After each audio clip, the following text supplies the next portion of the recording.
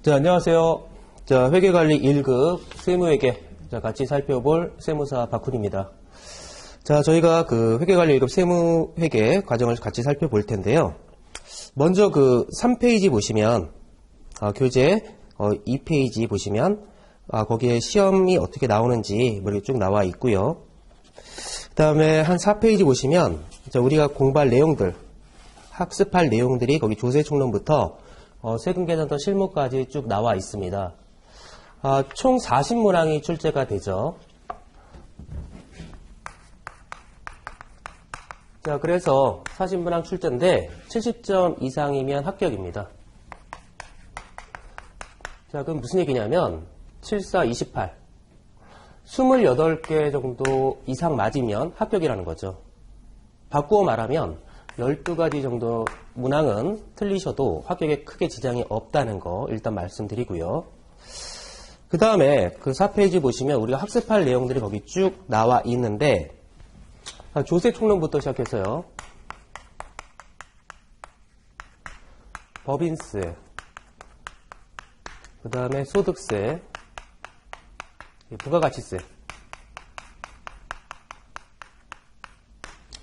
자, 따라서 조세총론 기본적인 내용들부터 시작해서 주요 세법에 대한 내용들이 이렇게 크게 나와 있는 걸 알 수 있습니다. 물론 소득세 관련돼서 원천징수 실무나 부가세 관련해서 부가세 실무 뭐 이런 식으로 나와 있지만 같은 테두리 안에 이렇게 묶어놓고 본다면 대략 그 출제 문항은 이렇게 되겠죠. 조세총론에서 한 2개에서 한 3개 정도가 나올 것 같고, 법인세 파트에서 한 13개 정도, 소득세 파트에서 한 13개 정도, 그 다음에 나머지 내용들이 아마 여기 부가세 파트에서 나오게 될 겁니다, 아마.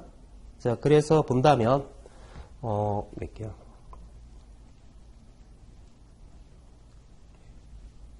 나머지가 이제 여기서 나오는 거죠. 그래서 한 13개? 12개 정도.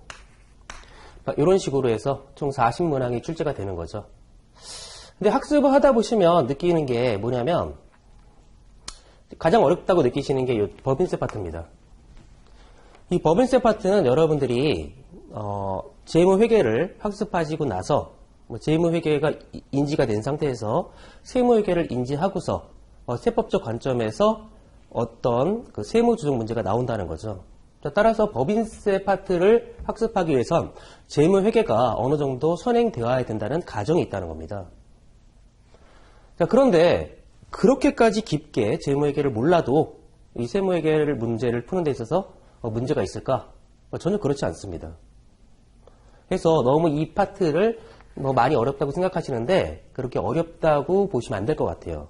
그리고 또 학습하시다 보면 아시겠지만 여기 있는 그 문항 중에서요, 제가 볼 때 가장 어렵다고 생각하는 파트는 아마 소득세 파트입니다.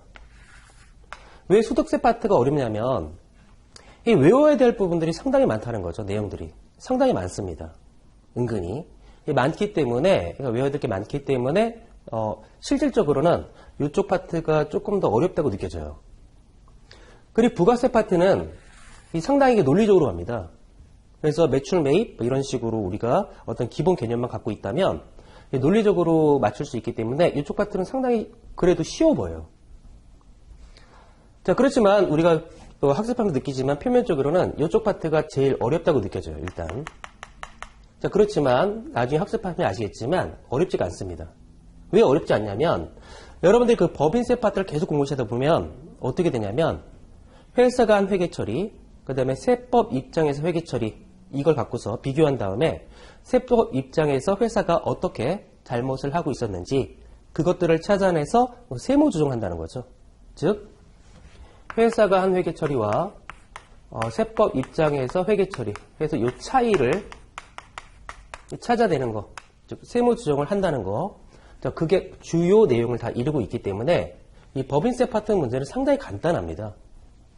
즉 회사가 한 거, 세법 입장, 그다음에 그 차이 조정. 이렇기 때문에 이게 숙달이 되다 보면 상당히 쉽습니다, 이게. 그래서 학습하시다가 한 12개 정도는 틀려도 되니까 여기를 좀 등한시 해야겠다. 보니까 조금 어려운 것 같아. 그렇게 하면 안 된다는 거죠. 상당히 쉽습니다. 아까 이게 어렵다 그랬는데 왜 그러냐면 학습하시면 알겠지만 이쪽 파트에서 외워야 될 부분들이 상당히 많아요. 내용도 많고. 그렇기 때문에 실질적으로는 이게 좀 더 어렵습니다. 자, 이렇게 출제가 되고요. 아까 70점 이상이면 합격이라 그랬죠. 즉 28개가 맞으면 된다는 겁니다. 즉 거꾸로 얘기하면 12개 정도는 틀리셔도 된다. 이게 무슨 얘기냐? 이 학습하시다 보면 너무 지엽적인 부분들이 있을 수 있어요. 우리 교재 안에. 자, 그런 부분들은 너무 스트레스를 받지 말으셨으면 좋겠어요. 자, 그런 부분들은 과감히 내가 그 정도는 뭐 틀려도 좋다. 이런 식으로 접근을 하시는 게 우리 학습하는 데 있어서 훨씬 더 유리하다는 거죠. 자, 그래서 너무 만점을 맞겠다? 물론 그러면 좋겠지만 그러기 위해서 너무나 많은 시간이 투자가 되니까 자, 어느 정도 좀 편하게 학습하셨으면 좋겠다. 자, 그리고 저희가 이제 공부할 내용들이 다 법이죠. 법입니다. 이 법이다 보니까 학습을 하실 때 만점을 받는 방법은 간단하죠. 이 사지선다다 보니까 뭐 맞는 걸 고르세요. 틀린 걸 고르세요. 아니면 간단하게 계산을 하세요. 이런 식으로 나올 겁니다. 법이기 때문에 여기 있는 모든 내용들을 달달달 외운다. 만점이죠. 만점 맞습니다. 무조건. 왜? 다 아니까. 다 외웠으니까 틀린 것을 찾아내면 될 겁니다. 자, 그런데 문제는 뭐냐? 여러분들이 학습하시면 알겠지만 이 법이라는 건 외우면 이 머릿속에 오래 남아있지 않아요. 그러니까 일주일만 지나도 많은 부분들이 기억이 안 나고 사라집니다. 그럼 어떻게 해야 되냐? 간단합니다. 이거를 여러분들의 교재를 외우려고 노력하시면 안 돼요. 외우려 하지 마시고요. 왜 이렇게 돼야만 되는지 최대한 이해하려고 노력을 하셔야 됩니다. 그러니까 이해가 되면 처음에 우리가 이 책을 교재를 공부하면서 이해하기 위해서 노력을 할 겁니다. 상당히 시간이 많이 걸려요. 자, 그런데 내가 이해가 된 상태 학습을 하고 나서 두 번째 다시 한번 본다. 그럼 어떻게 될까요? 이해된 부분들이 상당히 많기 때문에 처음에 내가 한번 이 교재를 읽을 때 들어갔던 시간에 비해서 거의 상당히 많이 줄어듭니다. 그리고 이해가 됐기 때문에 어떤 경우에는 그냥 저절로 암기가 이루어집니다. 당연한 거니까. 이해가 됐으니까 이렇게 흘러가는 건 당연하다. 이렇게 받아들일 수가 있어요. 자, 따라서 최대한 이해하려고 노력을 하셔야 돼요. 암기하시면 안 돼요. 암기해봤자 머릿속에서 그렇게 오래 남아있지 않습니다. 물론 어떤 부분은 암기를 해야 돼요. 그걸 기초로 해서 우리가 계속 이해의 폭을 넓혀가니까. 그렇지만 거의 모든 것들을 다 암기해야겠다? 그러면 안 된다는 거죠. 최대한 왜 이렇게 하는지 이해를 하셔야 된다는 거죠. 자, 그렇게 이해가 됐다. 그럼 나중에 처음에 우리가 이 교재를 한번 읽는데 여러분들이 며칠 한 2, 3일 걸렸다? 두 번째 볼 때 한 하루 걸릴 거고요. 다음에 볼 때 뭐 3시간, 2시간, 1시간 이런 식으로 줄어든다는 거죠. 왜?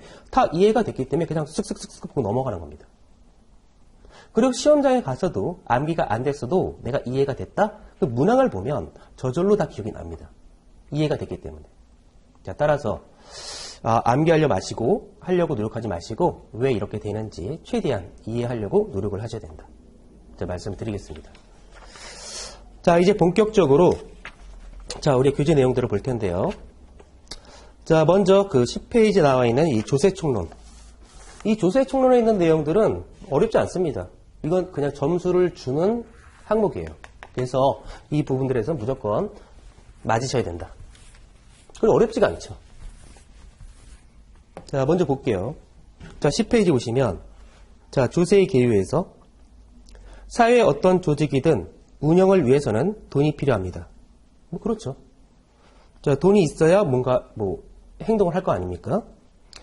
자, 그래서 일반 그 조직에서도 어떤 돈이 필요해야지 어떤 집행을 해가지고 일을 하는데 국가 입장에서는 상당히 많은 돈이 필요하겠죠. 국방, 치안, 복지 여러 가지 일들을 해야 되겠죠. 자, 그런 것들을 수행하기 위해선 어마어마한 돈이 필요할 겁니다. 자, 그래서 그러한 돈들을 자, 국민들로부터 이제 걷어들이게 되는데 우리가 그걸 조세라 그러는 거죠. 자, 그래서 거기 위에서 5번째 줄 조세란 국가 또는 지자체가 해당 단체 운영에 필요한 경비 마련의 목적으로 국민에게서 걷어들이는 것을 말한다. 자, 조세가 이런 의미를 갖고 있는 거죠. 자, 그리고 그 밑에 이제 그 조세의 개념에 대해서 아주 자세하게 설명하고 있습니다. 자, 먼저 보시면 1번 조세 징수의 주체. 조세를 국민으로부터 거둬들이는 주체는 국가 또는 지자체다. 자, 조세라는 건 국가 또는 지자체에서 거둬들일 수가 있다는 거죠. 자, 따라서 국가, 지자체 외 뭔가 거둬들였다. 그건 조세가 아닙니다. 자, 간단히 얘기해서 만약에 내가 주차를 잘못해가지고 주차 위반 벌과금이 나왔다. 그게 조세냐? 아니라는 거죠. 왜? 그럼 경찰청에서 발부했겠죠? 국가 또는 지자체가 아니었다는 거죠. 따라서 국가 또는 지자체가 해서 내가 납부를 했다. 그게 조세라는 거죠. 그래서 간단히 생각해보면 우리가 국세라는 거, 국세는 우리가 고지서를 받았을 때 무슨 세무서장이라고 써있다. 자, 그게 국세입니다. 그 다음에 무슨 구청장. 자, 그런 것들이 지방세죠. 그러니까 대표적으로 뭐 재산세 같은 거 7월달, 9월달에 날라올 거고요. 부동산 같은 거 취득하면 뭐 취득세 같은 거 납부를 하게 되겠죠. 그때 무슨 구청장이라고 써 있을 겁니다. 자, 그런 것들이 지방세, 지자체에서 걷어들이는 거다. 이렇게 보시면 되죠. 일단은 조세를 부과하는 주체는 국가 또는 지자체 두 군데다. 자, 두 번째 조세 징수의 목적인데요. 국가 지자체는 국토방위, 치안유지, 교육, 복지 등과 같이 이런 일들을 수행하기 위해서 돈이 필요합니다. 따라서 맨 마지막 제줄, 국가 또는 지자체 활동에 소요되는 경비를 마련하기 위해서 조세를 걷어들인다는 거죠. 자, 당연한 거고. 자, 11페이지 조세 징수의 근거고요. 조세는 국가가 규정하는 법의 내용을 근거로 국민에게 징수한다. 따라서 법에 정하는 방법에 따라 요건에 해당하는 국민은 자신의 의사와 관계없이 자, 무조건의 동그라미, 무조건 조세를 납부해야 됩니다. 자, 국가 정책을 수행하기 위해서 돈이 필요하다. 그 걷어들이는 게 조세였습니다. 그러면 국가는 돈이 필요하기 때문에 마음대로 걷겠다? 그건 안 되는 거죠. 반드시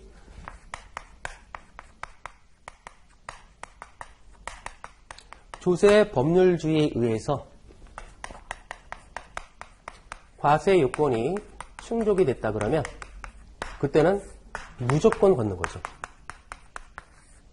과세권이 충족됐다 그러면 그 사람 의사와 상관없이 당신은 세금을 내야 돼. 그래서 무조건 세금을 걷어들이겠다는 거죠. 자, 그래서 마음대로 걷을 수 없고 반드시 조세 법률주의에 따라서 걷어야겠다. 자, 네 번째 일반 보상성인데요. 거기 그 위에서 다섯 번째 줄, 이에 비해서 국민이 납부하는 조세에는 납부한 금액에 직접적으로 대응하는 대가가 따라오지 않는다. 한 줄 내려오면 다만 국민은 간접적으로의 동그라미, 간접적으로 국가 지자체가 제공하는 국토방위, 기초교육, 보건 등의 서비스를 다 함께 제공받고 있다고 할 수 있다. 이게 무슨 얘기냐면 이런 거죠. 제가 만약에 음식점에 가서 어떤 서비스를 받는다. 그럼 제가 만약에 10,000원을 지불해요. 그럼 10,000원에 대항하는 직접적인 어떤 서비스가 제공이 되겠죠. 10,000원을 냈으니까 그에 따른 서비스가 제공이 됩니다. 그러면 내가 조세를 100만원을 냈다. 그럼 국가가 나한테 100만원의 서비스를 그대로 제공해 주냐? 아니라는 거죠. 국가는 간접적으로 서비스를 제공해 준다는 거죠. 국방이나 치안, 복지 같은 서비스를 제공해 주지 내가 100만원을 냈다고 해서 100만원에 대응하는 그런 서비스를 제공해 주지 않는다는 겁니다. 즉 직접적인 대응관계가 없다는 거. 자, 간접적인 서비스를 받고 있다는 거. 뭐 당연한 거죠. 안 그러면 어떤 사람은 부자라서 세금을 많이 냈다. 어떤 사람은 소득이 적어서 적게 냈다. 그래서 국가가 차별적으로 서비스를 제공해 준다? 말도 안 되는 거죠. 자, 따라서 내가 세금을 냈지만 간접적인 대가를 받고 있다는 거. 자, 밑에 예제를 보시면 조세에 대한 설명 중 옳지 않은 것은 조세는 국가 지자체가 부과징수한다. 조세는 국가 지자체 운영에 필요한 돈을 국민에게 부과징수한다. 조세는 국가가 규정하는 법의 내용에 따라 국민에게 부과징수한다. 국민이 납부하는 조세에 대해서 국가 또는 지자체가 직접 대응하는 대가를 지급해준다. 4번이 틀렸죠. 간접적으로 서비스를 제공받고 있는 거죠.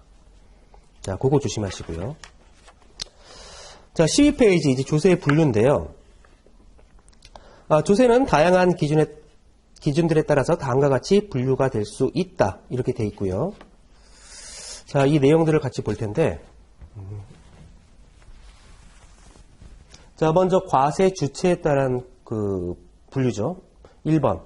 과세 주체에 따라서 국세와 지방세로 구분한다는 거죠. 그래서 국세는 법인세, 소득세, 부가세, 우리가 앞으로 학습할 내용들. 자, 이런 것들이 국세고요.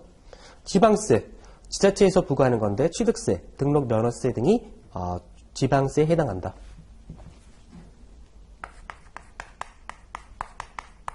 과세 주체에 따라서 국세와 지방세로 구분해요. 자, 따라서 간단히 생각해 보면 우리가 고의서를 받았을 때 무슨 세무서장, 국세고요. 지자체, 장, 구청, 군수, 자, 이런 것들이 지방세다. 그럼 생각을 해보죠. 어떤 것들이 국세고 어떤 것들이 지방세일까?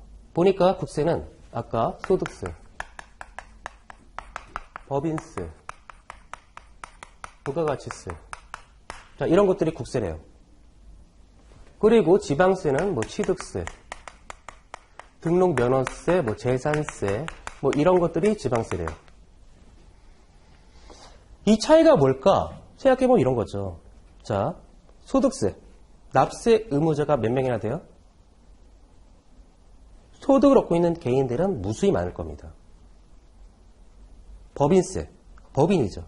우리나라의 법인, 개인보다 많지는 않지만 상당히 많이 있습니다. 부가세. 사업자들이 내는 거죠. 우리 주위 사업자들 잔뜩 있지 않습니까? 그 사람들이 창출한 부가가치에 대해서 10%만큼 과세가 되는 게 부가세일 겁니다. 그러니까 무슨 얘기냐면 이 국세는 납세 의무자가 많다. 당연히 국가가 관리하고 싶겠죠. 그래서 국가가 중앙정부의 세금을 걷어가지고 만약에 취약한 지방정부가 있으면 지방교부금을 배부를 해줘야 될 겁니다. 자, 따라서 세금이 많이 거친다. 이런 것들은 다 국가가 관리를 할 겁니다. 해야 되겠죠. 자, 따라서 납세 의무자가 많은 소득세, 법인세, 부가가치세 다 국세라는 거죠. 자, 그리고 상식적으로 상속세, 증여세 이 세금들은 자, 거액의 유산을 받았다. 살아있을 때 부모님이 나한테 뭐 토지나 상가, 주식을 공짜로 줬다. 거액의 상속증여세, 우리나라 가장 비싼 세금이죠. 10에서 50%로 과세가 됩니다. 자, 그러면 이렇게 거액의 세금을 거친다? 누가 관리하고 싶겠어요? 당연히 국가죠. 중앙정부가 세금을 걷고 싶을 겁니다. 자, 따라서 국세는 납세 의무자가 많다. 과세가 되면 세금이 크다. 자, 그런 것들이 국세라는 거죠.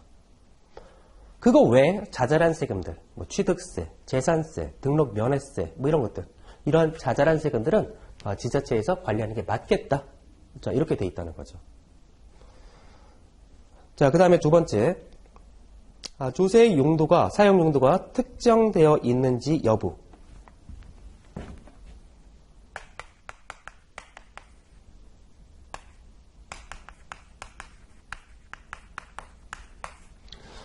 특정 용도 여부에 따라서, 사용 용도 여부에 따라서 목적세와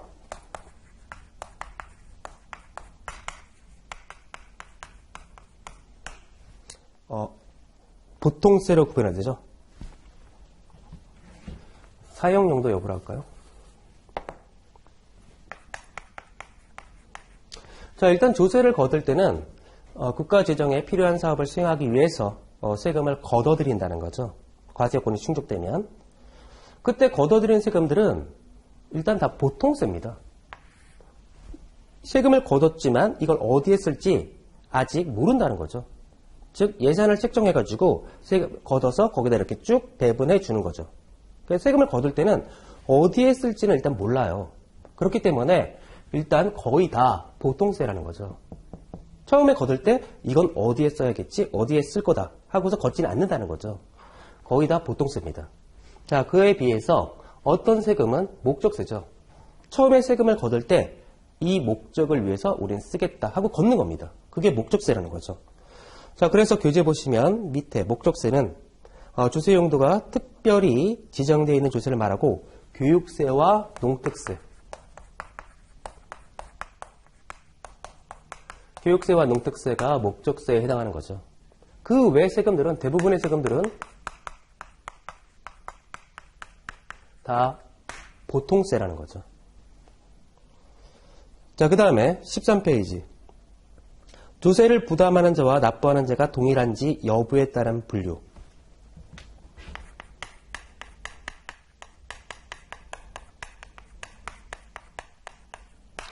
조세 부담의 전가성인데요. 이러한 전가성에 따라서 직접세와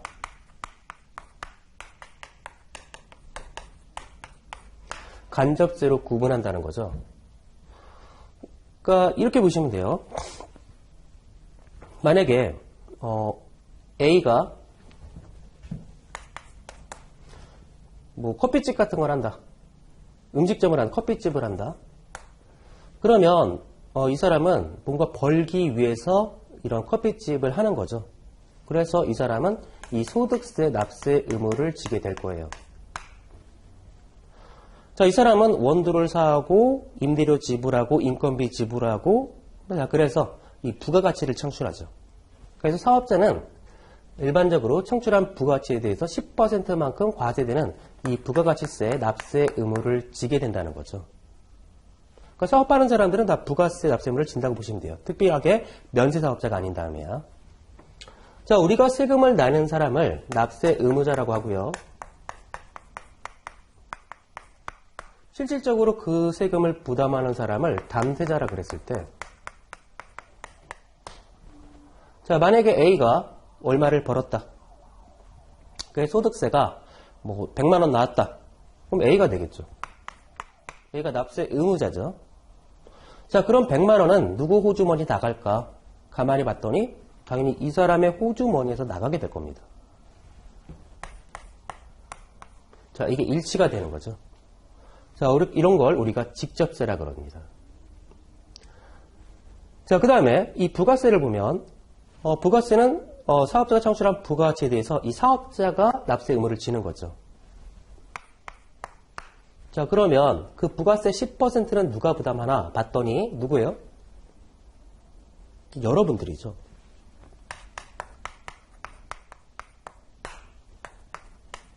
자, 우리가 커피집에 가서 커피를 뭐 아이스 아메리카노 이런 걸 주문했다. 그러면 영수증 보시면 커피값 얼마? 하고 밑에 부가세 10% 무조건 나와 있습니다.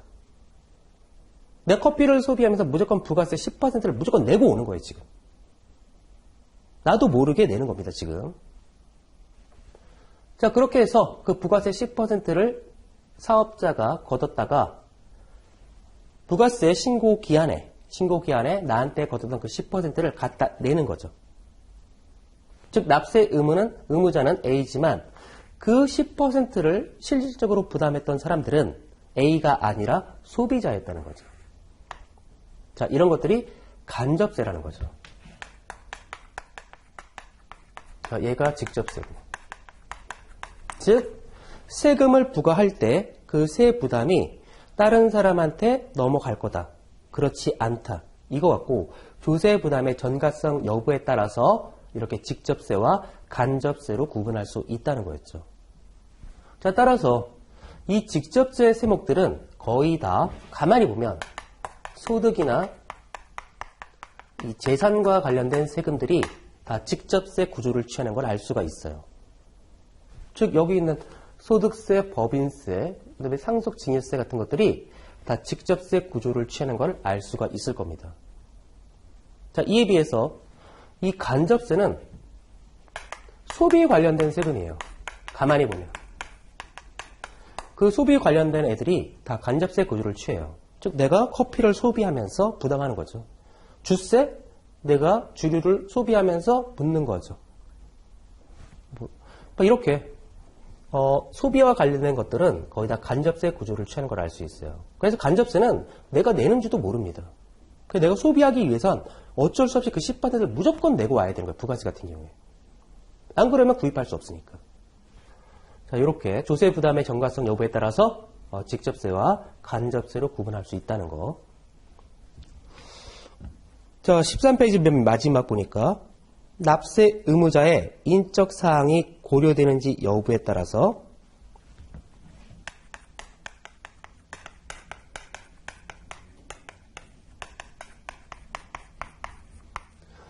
납세 의무자의 인적사항의 고려 유무에 따라서 인세와 크게 물세로 갈라진다는 거죠. 크게 인세와 물세로 갈라진다. 대표적으로 인세, 대표적인 게 뭐예요? 소득세. 거기 그 13페이지 맨 밑에 있죠. 법인세, 소득세, 상속세, 증여세. 자, 이런 것들이 인세의 구조를 취하고 있죠. 즉, 과세를 할 때 그 납세 의무자의 인적 사항들을 고려해 주겠다는 거죠. 자, 대표적으로 우리 소득세 같은 경우.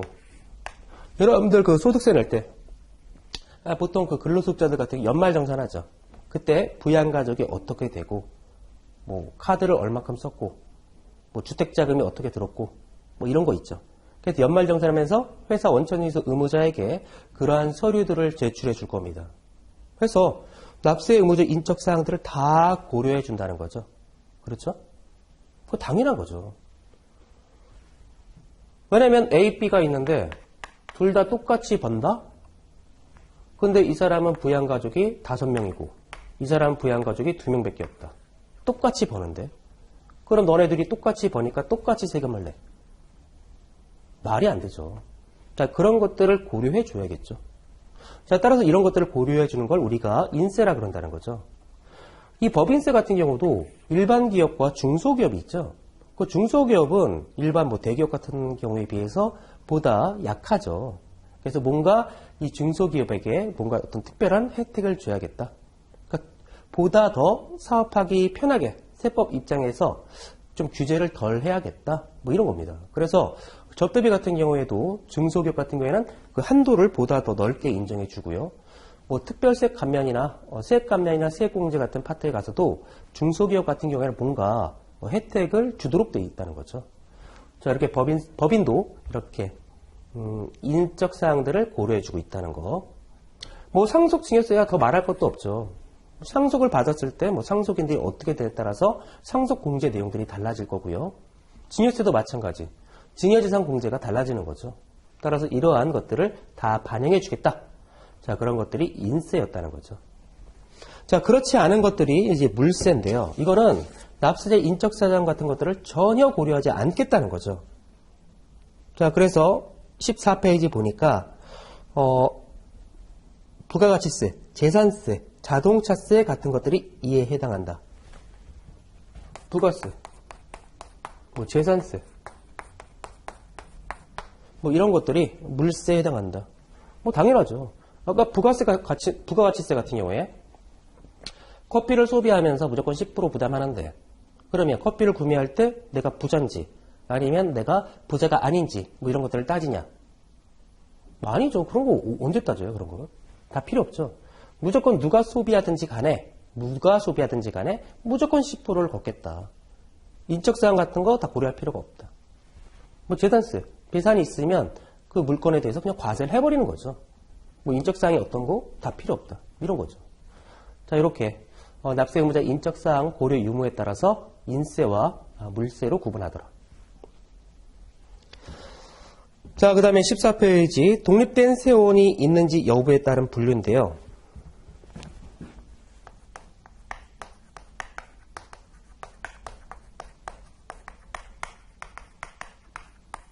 독립된 세원이 있는지 여부에 따라서 독립세와 부가세로 구분하는데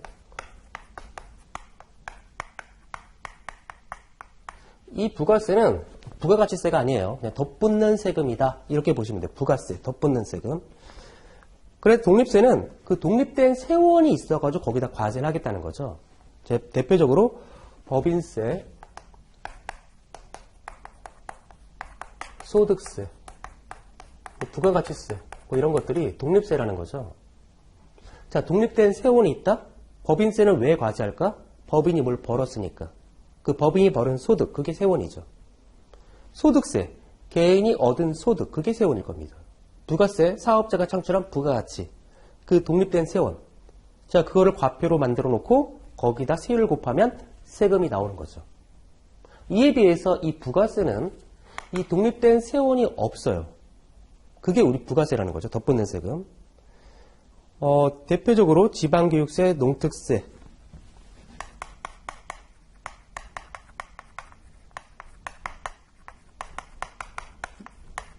뭐 주민세 같은 것도 있죠. 뭐 소득할 주민세 같은 경우. 우리가 보통 그 법인세나 부가세 같은 거 과세를 할 때 세금이 100원이 나왔다?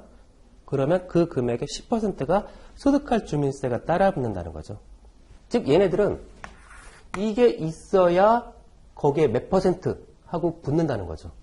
얘가 없으면 이 세금들은 나올 수가 없는 거죠. 이 부가세라는 건. 농특세도 마찬가지죠. 어떤 뭐 세금을 감면해 줬다? 그럼 감면세액의 몇 퍼센트? 그게 농특세가 따라 붙는 거죠. 이렇게. 얘네들은 얘가 있어야 따라 붙는 세금이다. 자, 이렇게 세금은 방금 본 것처럼 이렇게 어떻게 분류하느냐에 따라서 어떻게 구분이 될 수 있다는 거죠. 자, 방금 봤던 내용들 뭐 크게 어려울 건 없어요. 근데 왜 이렇게 됐는지 그거를 이해를 하시면 돼요. 이해를. 그리고 시험에서는 이런 것들을 막 섞어놓고서 그냥 다음 중 뭐 성격이 틀린 것을 고르세요. 뭐 이런 식으로 나올 수 있다는 거죠. 자, 외우려고 그러시면 안 되고 왜 이렇게 분류가 되는지 그런 생각을 하셔야 된다는 거죠.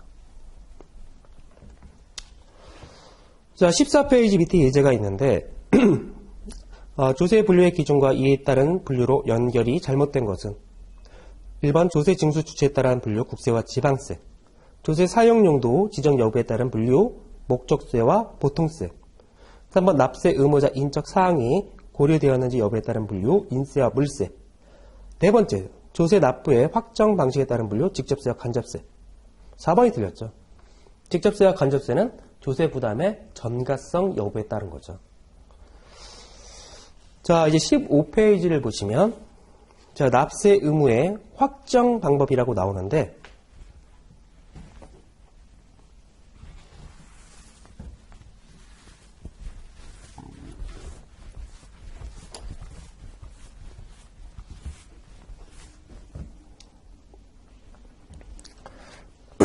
15페이지 위에서 세 번째 줄, 이러한 납세 의무의 확정 방법은 크게 신고 납세 제도와 부가 과세 제도로 분류하고 있다. 이렇게 되어 있는데, 첫 번째 신고 납세 제도하고 부가 납세 제도가 있는데, 첫 번째 신고 납세 제도란 조세를 납부하는 자의 자진 신고에 의해서, 자, 밑줄, 자진 신고에 의해서 과표화세액이 확정되는 조세를 말합니다. 자, 그 다음에 끝에 다만 신고 납세 제도를 채택하는 있는 경우에도 조세를 납부하지 않은 자가 신고를 납부하지 않거나 정확하게 신고하지 않은 경우에는 국가 또는 지자체가 과표화세액을 결정한다.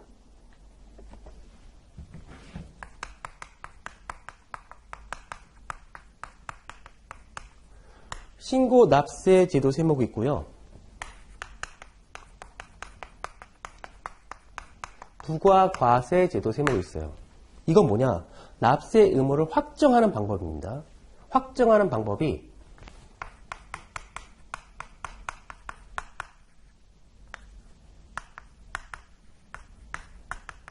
크게 두 가지가 있다는 건데, 이 신고납세 제도 세목은 이런 거죠.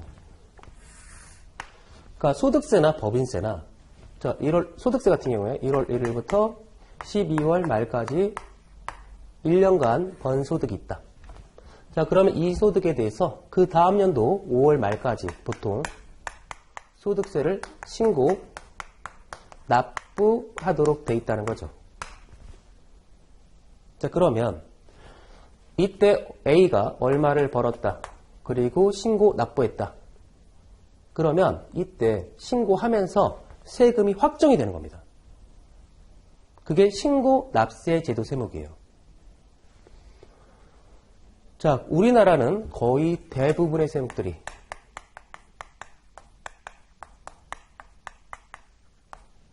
이 신고 납세 제도 세목을 채택해요. 자, 그럴 수밖에 없는 게 이런 거죠. 자, 국가와 납세 의무자와 다툼이 없으려면 가장 간단하죠. 얘가 1년간 얼마를 벌었어? 국가가 다 조사한 다음에 이렇게 벌었으니 당신은 소득세를 얼마를 내? 이러면 끝이에요. 가장 간단하죠. 가장 깔끔하고 가장 간단해요. 자, 그런데 현실에서 그게 불가능하죠. 왜? 소득을 얻고 있는 개인들은 A만 있는 게 아니죠.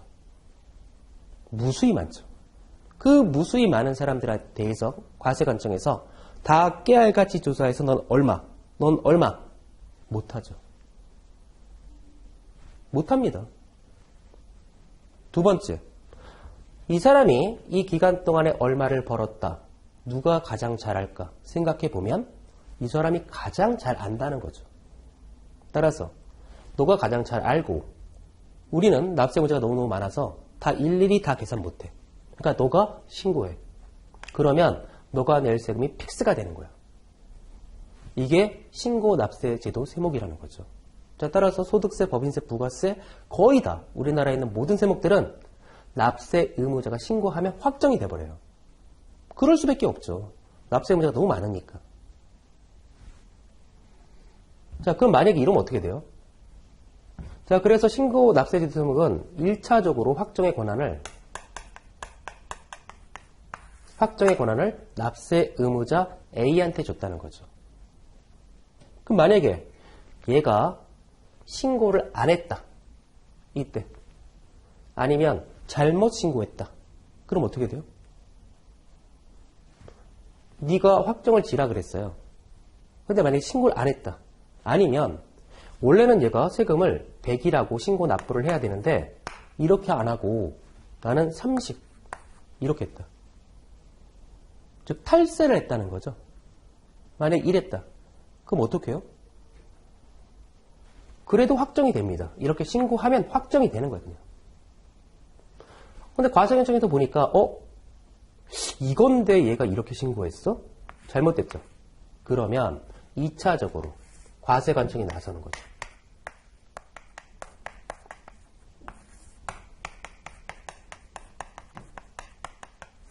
(1차적으로는) 납세 의무자죠. 1차적으로는 신고 납세제도 세목에서는 확정의 권한을 납세 의무자 같지만 얘가 무신고하거나 뭔가 잘못했다. 그럼 2차적으로 과세관청이 나설 수밖에 없다는 거죠. 그게 신고 납세제도 세목이에요. 자, 1차적으로는 납세 의무자에 있다. 뭔가 오류가 있다면 그때는 과세관청이 나선다. 자, 그게 신고 납세제도 세목. 이에 비해서 부가과세제도 세목은 15페이지 국가 또는 지자체의 결정에 따라, 자, 밑줄, 국가 또는 지자체의 결정에 따라 과표와 세액이 결정되는 것을 말한다. 상속세, 증여세가 여기에 해당한다. 자, 사망이라는 사건이 발생했다.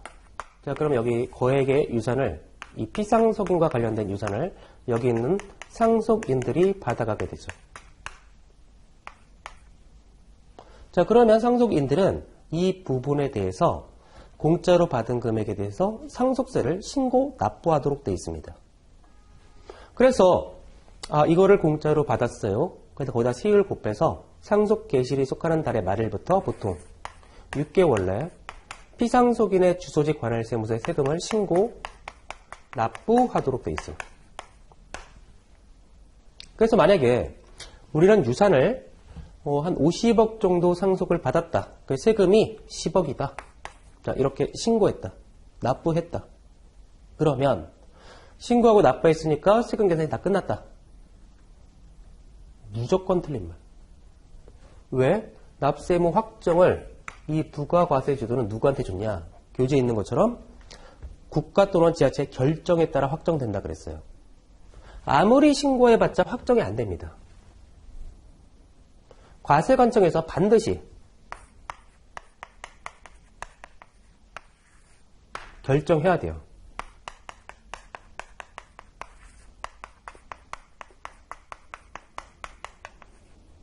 아무리 신고 납부해봤자 확정이 안 돼요. 왜? 확정의 권한을 과세관청한테만 준 겁니다. 이 부가과세제도 세목은. 아무 의미가 없어요. 이거 해봤자. 나중에 과세관청에서 당신들이 신고한 게 맞다, 틀리다, 잘했다, 못했다 이렇게 결정이 떨어져야지만 세금이 확정이 된다는 거죠. 그게 부가과세제도 세목이에요.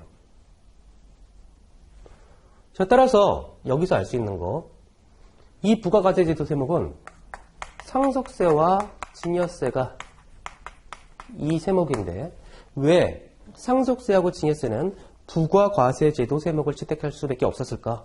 이건데 이거예요.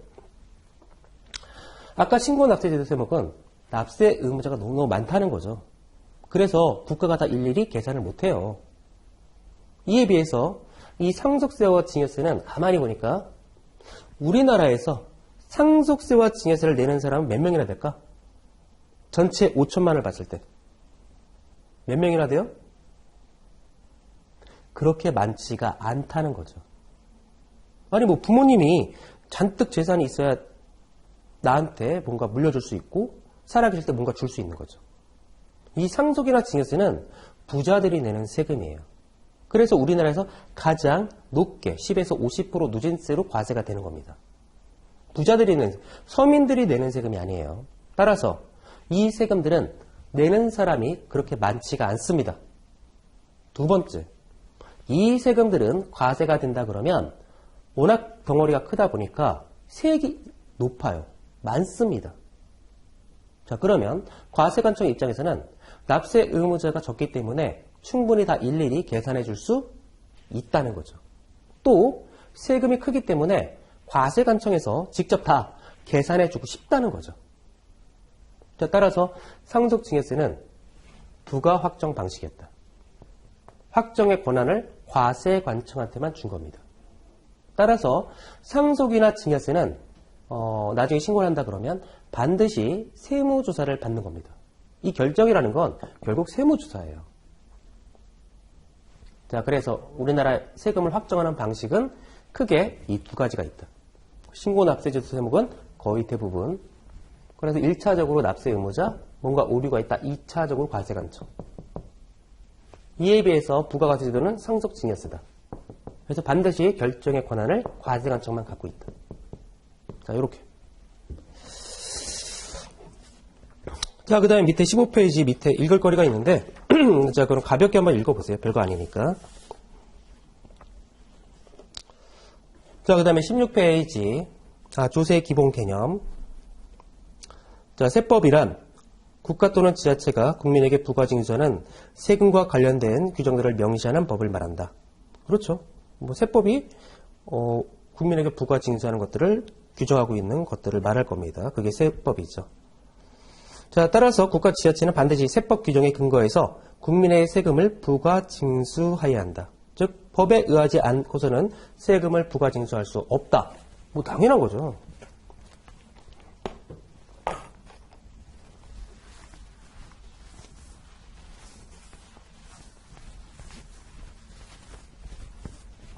조세 법률주의죠.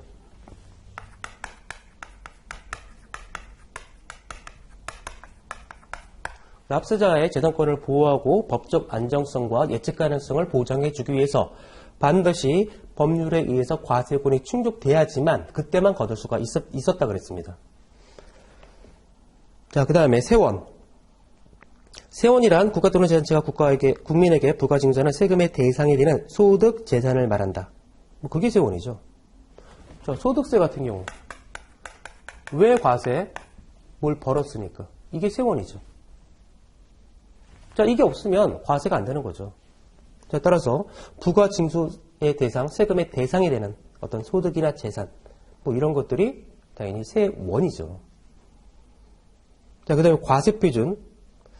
세법에 따라 직접적으로 세액 산출의 기초가 되는 과세 대량의 수량 또는 가액을 말한다. 자, 우리가 세금이라는 건 세금 간단히 얘기하면 이거죠.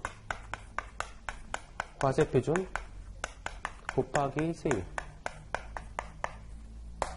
자, 소득세 같은 경우에 얼마를 벌었다. 얼마 곱하기 몇 %. 그럼 소득세가 나오겠죠. 법인세도 마찬가지. 자, 이렇게 세금은 과세표준 곱하기 세율로 돼 있다는 거죠. 자, 여기서 말한 과표라는 건 16페이지 밑에 있는 것처럼 세액 산출의 기초가 되는